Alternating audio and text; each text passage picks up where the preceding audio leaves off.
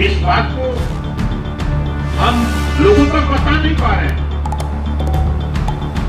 हमारे लोग रामायण, महाभारत, गीता उसी में विद्यमान है, उसी को ज्यादा पढ़ते हैं, देखते हैं, सुनते हैं। लेकिन पिछले 5 साल की सरकार थी, मैं बड़ा कोशिश किया, विधानसभा अध्यक्ष, मुख्यमंत्री, 18 महीने में मिनिस्टर था, उसमें भी कोशिश किया।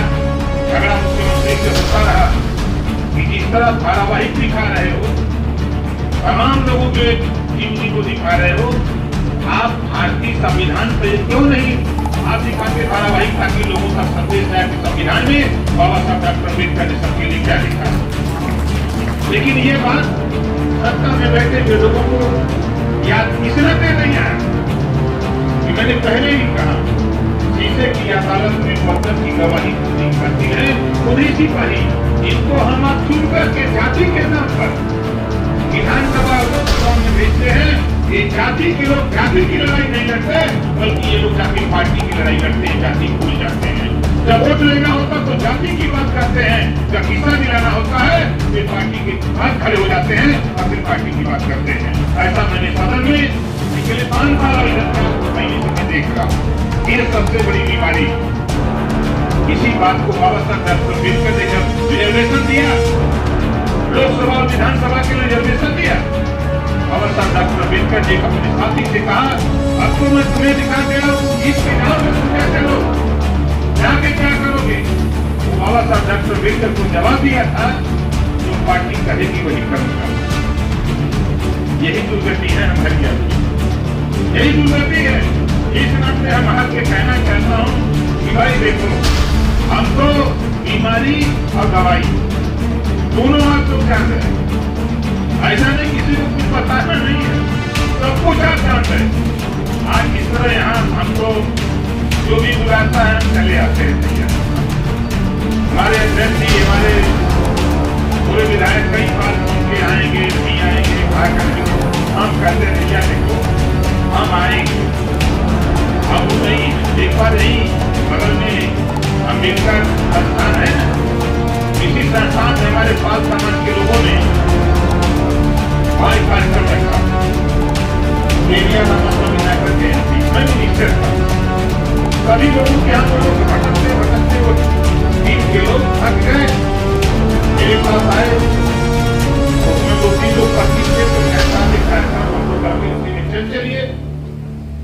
हमने कहा कि कहाँ रखे हो, तो बताए, हमने कहा चल चलेंगे। कहे साहब आप पहले पूछे नहीं कि कहाँ जाना है, हमके जहन्नम में जाना, हम चलने को तैयार, चलो।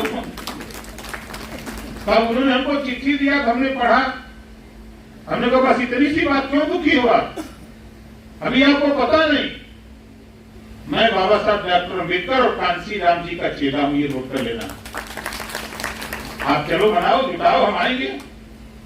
तब उन्होंने कहा कि मैं अपने समाज के साथ साथ तमाम मंत्रियों के यहाँ गया, अब कोई आने को तैयार नहीं हुआ, और आप बिना बताए आप तैयार हैं कि मैं आऊंगा, चलो आया ना। और पेरियार जी के विषय में जब शुरू किया, जितने लोग वहां बैठे थे, सैकड़ों की संख्या थी, हमके पेरियार की जयंती नहीं, पेरियार के विचारों को मान लो, उसी दिन तेरा कल्याण हो जाएगा, ये नोट कर लो। आज हम यहाँ आए आरक्षण बचाने, ये सामाजिक न्याय सम्मेलन आरक्षण बचाओ संघर्ष समिति की आह्वान पे। देखिए सब लोग हमको भाई हमारे विषय में बहुत लोग तर्क वितर्क करते हैं। हमारे लिए जो भगवान पैदा हुआ, हमारे लिए जो भगवान पैदा हुआ, वो भगवान गौतम बुद्ध जी, वो छत्रपति साहू जी महाराज, हमारे लिए महात्मा ज्योतिबा फूले, बाबा साहब डॉक्टर अम्बेडकर, मान्यवर कांसीराम जैसे हजारों भगवान पैदा हुए, और कोई दूसरा भगवान तेरे बीच में पैदा होने वाला नहीं है। आखिरी भगवान बाबा साहब डॉक्टर अम्बेडकर ने आपको एक ग्रंथ दे के चले गए, उसी को पढ़ लो, उसी को मान लो। दुनिया की कोई ताकत नहीं है जो तेरे आरक्षण और संविधान के साथ कोई खिलवाड़ कर सके। लेकिन करोगे क्या? हम लोग तो यहाँ जुट गए, यहाँ से निकले अपने अपने घर चले गए, फिर बैठ गए, हम बैठ गए देखिए, लोग कहते हैं 1-1-11 होता है, कुछ लोग कहते हैं 1-1-3 होता है, कुछ लोग कहते हैं 1-1-2 होता है। हम तीनों बात से सहमत हैं। हम तीनों बात से सहमत हैं। एक के नीचे एक लिख दो, 2 हो जाएगा, और 1-1 मिलते हैं तो 3 होते हैं, 4 भी हो जाते हैं, 5 भी हो जाते हैं, हो जाते ही नहीं हो जाते हैं। और 1 के सामने 1 लिख दो तो 11 हो जाते हैं। हम तीनों बात से सहमत है। वो सोचने का सबका नजरिया अलग अलग है, लेकिन मेरा जो नजरिया है, मेरी जो सोच है, अभी हमारे पूर्व विधायक जी ने बहुत तेजी से ललकारा कि सहकारिता भवन में बाबा साहब डॉक्टर अम्बेडकर की ऑयल पेंट फोटो नहीं लगी। अन्य विधायक जी, आपको बता दूं, विधानसभा के अंदर 4 बार मैं लड़ चुका, और सदन के नियमावली से हटकर सुबह 11 बजे मैं एक दिन खड़ा हुआ और स्पीकर महोदय से कहा, मान्यवर पहले हमारी बात सुनो, आप बताइए, हमको पहले सुन लीजिए, उसके बाद कार्रवाई होगी। मैंने कहा कि हम जिस संविधान के बदौलत, जिस बाबा साहब डॉक्टर अम्बेडकर के बदौलत इस विधानसभा में बैठे हैं, आज तक यहाँ बाबा साहब डॉक्टर अम्बेडकर की प्रिंट फोटो क्यों नहीं लगी? आप कब लगाओगे, इसको बताओ आप। जब हमने आवाज उठाई उसके बाद ललकारा, हमने कहा सदन में बैठे हुए लोगों, बताओ कितने लोग चाहते हो, हाथ उठाओ जो है। जबकि मेरा अधिकार नहीं था, हाथ उठवाने का अधिकार विधानसभा अध्यक्ष का होता है। और कम से कम बता रहा हूँ, लगभग 200 से लोगों से ज्यादा लोगों का हाथ उठवा दिया। अब विरोधी भाई जानी रहे, सदन के अंदर रहे हैं आप लोग, विरोध होने लगा। हमने कहा मैं माफी मांग नहीं सकता, मैं जो किया हूँ सही किया हूँ, चलो हम 1 इंच जो कह दिए तो कह दिए। उसके बाद हमको आश्वासन मिला कि नहीं लगेगी।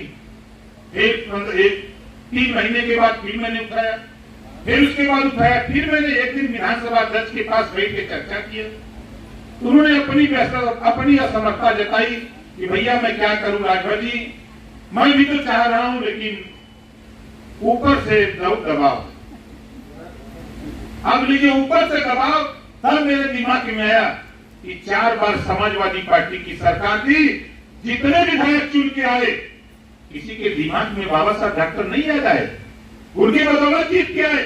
4 बार बाबा साहब डॉक्टर अम्बेडकर के पद चिन्हों पर चलने वाली बहुजन समाज पार्टी 4 बार सत्ता में आई, लेकिन विधानसभा के अंदर क्या बाबा साहब डॉक्टर अम्बेडकर की एक ऑयल पेंट फोटो नहीं लगवा पाई? मुझे बहुत आश्चर्य हुआ, मुझे बहुत आश्चर्य हुआ। कई विधायक थे, मैंने सभी विधायकों की मीटिंग लिया, हमने कहा क्या करते थे उस दिन आप, जब आपके पास पावर था तो आपने इस्तेमाल क्यों नहीं किया? तो हम लोगों को याद नहीं आया। हमको याद आ रहा है, अरे जब चिड़िया चुग गई खेत, अब याद आ रहा है। हम लोग, ताकि हम कमजोर नहीं हैं, हम लोग कमजोर नहीं हैं, हमारे नेता कमजोर हैं, नोट कर लो। आज मायावती जी और अखिलेश जी खाली एक साथ हो जाए तो बता रहा कि उत्तर प्रदेश में देश की तकदीर बदल जाएगी, देश की। लेकिन ये दोनों नेता आपसी लड़ाई, मैं तो गुणगान करता हूं ये दोनों नेताओं की आपसी लड़ाई। मायावती जी चाहते हैं कि अखिलेश को खत्म कर दें, अखिलेश जी सोचते हैं कि मायावती को खत्म कर दें। इन्हीं दो चलती चाकी देखे दिया कबीरा रोज, 2 पाटन के बीच में साबित बचा न हो। हम लोगों का जो दुर्गति है, हम जिनको नेता बना रहे, वो नेता आपस में लड़ रहे हैं, वो हमारे हिस्सेदारी के लिए, हमारे आरक्षण के लिए, हमारे संविधान के बदौलत जो अधिकार है उसके लिए नहीं लड़ रहे हैं। यही हमारी दुर्गति का कारण है। इस नाते हम तो भाई देखो, जैसा कि हमारे साथी ने कहा, अब फिर सरकार रही, अभी आपने याद दिलाया, तो अब सहकारिता भवन में जब सदन चले तो उसी समय एक मीटिंग यहाँ करूंगा और विधानसभा अध्यक्ष से कहूंगा कि भाई वहां मीटिंग करने जाना, जब फोटो भिजवा दो, ना हो तो हमसे पैसा ले लो, हम बनवा के दे दें, वहीं लगवा दो भैया। इस बात को मैंने विधानसभा में भी कहा, सदन में खड़ा होकर कहा कि माननीय अध्यक्ष जी, अगर आपके पास, सरकार के पास पैसा ना हो तो हम पैसा से अपने ऑयल पेंट फोटो बनवा करके जितना साइज बना के दे दो, हम बनवा करके दे दें, आप लगवा देना। तो अध्यक्ष जी ने कहा कि नहीं ये सब चीज नहीं बोली जाती है, कि तब का बोली जाती है, आप बता दो उसको। तो सदन में जो आपने हमको कहने की जरूरत नहीं, आप हमारे विषय में सब लोग जानते हो। सदन के अंदर आज तक हमारे ऊपर ठप्पा लगा है। जो हम सदन शुरू होता, सदन के अंदर प्रवेश करते हैं तो कहते हैं कि देखा भी ये पिछड़ा दलित वाला नेता आ गए। एक लाइन सब लोग, मुख्यमंत्री तक कहते हैं देखो पिछड़े दलित वाले नेता। जो देखते हैं हमको यही कहते हैं, तो हम तो वो लड़ाई लड़ते हैं। तो साच को आंच क्या है? जो मैं कहता हूं वो सही बात है, वो सही बोलते हैं लोग, लेकिन इस बात से सीख जो हमारे समाज के, जो पिछड़े दलित और संख्यक समाज के जो विधायक चुन के गए विधानसभा के अंदर, ये इनकी जबान नहीं खुल पा रही है। हम तो ललकारते रहते हैं, कभी कभी डांट देते। अभी आपने देखा होगा विधानसभा के अंदर जब मैंने शुरू किया, पिछड़े दलित के साथ बहुत बड़ा धोखा होने जा रहा है। अब जो शिक्षा नीति पे जो बात हो रही थी, जो नई शिक्षा नीति आ रही है, जस्ट फीस 2 गुना 4 गुना 5 गुना हो गई। अभी शुरू हो गया तो काम चालू कर दिया है। आज स्थिति है कि शुल्क प्रतिपूर्ति उन्हीं को मिलेगी। आप देख लीजिएगा परसेंटेज जो आएगा 4-5% से ज्यादा बच्चों को नहीं मिल पाएगा। ऐसी व्यवस्था लॉन्च कर दी है। समझ नहीं पा रहे हैं। जो गरीब कमजोर लोग हैं वो पहले एक मुश्त फीस दे नहीं सकते।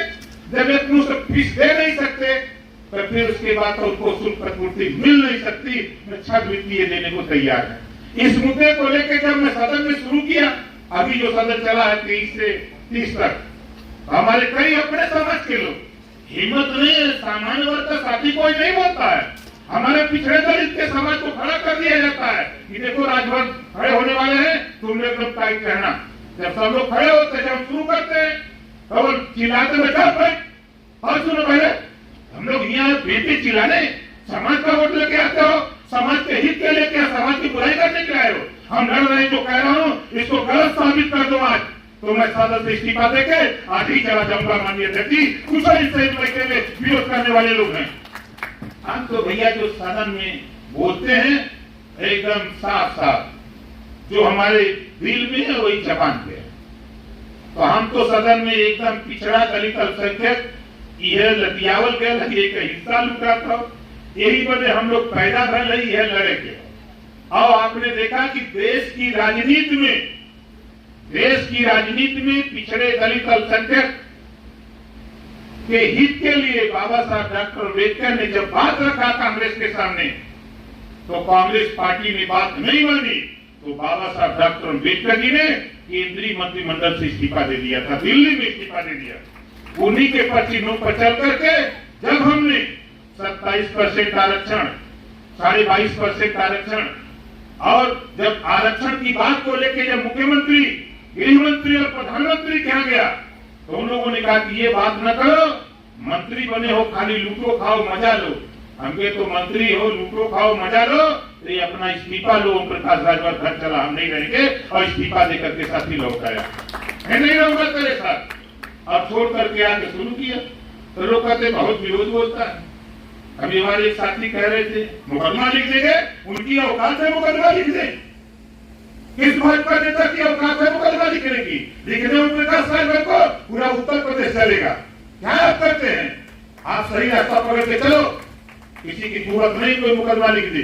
हम तो आज 20वां साल चालू है, लिख दे मुकदमा।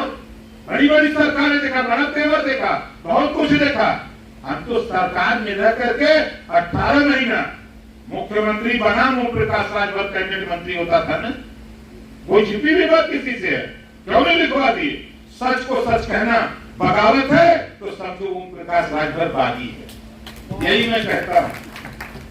और मैं 1 इंच भी जो गृह मंत्री से उनके बंगले पर कहीं का हो गई हमारी अपने हिस्से के लिए, और कोई बात नहीं, उनसे ठीका पट्टा का झगड़ा नहीं करते, उनको ट्रांसफर पोस्टिंग की बात नहीं करते। हम बात करते हैं तो अपने पिछड़े दलित अल्पसंख्यक के अधिकार के लिए बात करते हैं।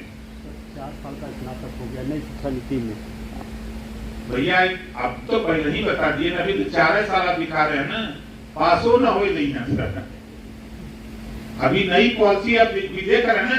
अब ये हमारे साथी अग्निवीर पे चर्चा कर रहे थे ना, अब उसको बारीकी से अध्ययन सही बता रहे थे, हमारे साथी जो बता रहे थे बहुत सही।